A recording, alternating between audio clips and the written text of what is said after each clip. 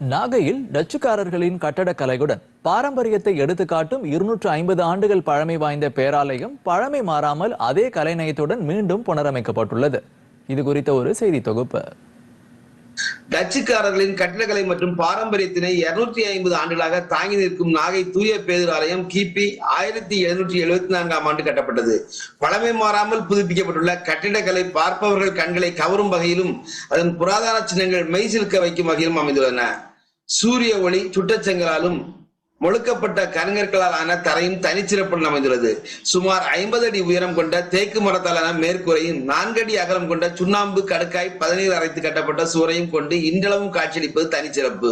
இந்த ஆலயம் 400 அடி நீளமும் 280 அகலம் கொண்டதாக உள்ளது. இங்கு ஒரே மரத்திலான மரத்தூண்கள் மற்றும் தேக்கு மர ஜன்னல்கள், செம்மரத்திலான அழகு மேஜைகள் என சிறப்புற பாரம்பரிய கலைஞர்களுடன் அமைந்துள்ளது. ஆலயத்தின் நடுவில் உள்ள பிரசங்க பீடத்தின் மேல் உள்ள 10 அடி விட்டம் கொண்ட ஒளியூட்டும் பலகை, திருப்படத்தின் பக்கச்சுவர்கள், ஞானஸ்தான நீர்த்தொட்டி உள்ளிட்டவை இன்றளவும் டச்சுக்காரர்களின் கட்டக்கலையை நிறைவு கூறுகிறது.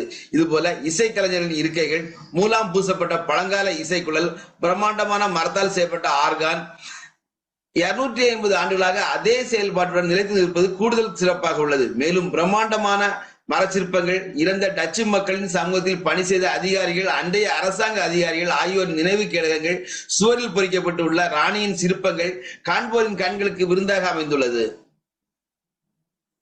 இத்தகைய பாரம்பரியத்தை எடுத்துக்காட்டும் 250 ஆண்டுகால தொன்மையான பேராலயம் பழமை மாறாமல் அதே கலைநயத்துடன் மீண்டும் புனரமைக்கப்பட்டுள்ளது. பழமை மாறாமல் புதுப்பிக்கப்பட்ட இந்த பேராலயம் பார்ப்பவர்களை மெய்சிலிக்க வைக்கிறது என்றால் அது மிகையல்ல. பழமை பாதுகாக்கப்பட வேண்டும் என்று பேரளவில் சொல்லாமல் நாகையில் 250 ஆண்டுகளுக்கு முந்தைய டச்சுக்காரர்களின் வரலாற்று பேராலயத்தினை பழுது பார்த்து மீட்டெடுத்த செயல் அனைத்து தரப்பினரிடம் வரவேற்பினை பெற்றுள்ளது. இந்த ஆலயம் வருகிற 29ஆம் தேதி மறுமங்கல படைப்பு செய்யப்பட்டு பயன்பாட்டிற்கு வருகிறது. இது பற்றி ஆலயத்தினை நிர்வாகம் செய்து வரும் பாஸ்டர் சாம் நியூபிகின் என்பவர் கூறுகையில், 1774ஆம் ஆண்டு ஜூன் மாதம் 23ஆம் நாள் வில்ஹெமினா எலிசபெத் ரூடால்ஸ் என்ற அம்மையாரால் அடிக்கல் நாட்டப்பட்டிருக்கிறது. கவர்னர் ரெய்னியர் வான் வில்லிங்கனின் உடைய துணைவியார் மனைவி இந்த ஆலயத்தை மிக சிறப்பாக கட்ட வேண்டும் என்று மிகப்பெரிய முயற்சி எடுத்தார்கள். டச் நாட்டவர்கள் இங்கே வழிபாடு நடத்தியிருக்கிறார்கள். அதைத் தொடர்ந்து ஆங்கிலேயர்கள் இந்த ஆலயத்தில் வழிபாடு நடத்தியிருக்கிறார்கள். கல்வி பணியும் இறைப்பணியும் நடைபெறுவதற்கு ஒரு நுழைவாயிலாக இந்த நாகை பகுதி அமைந்திருக்கிறது.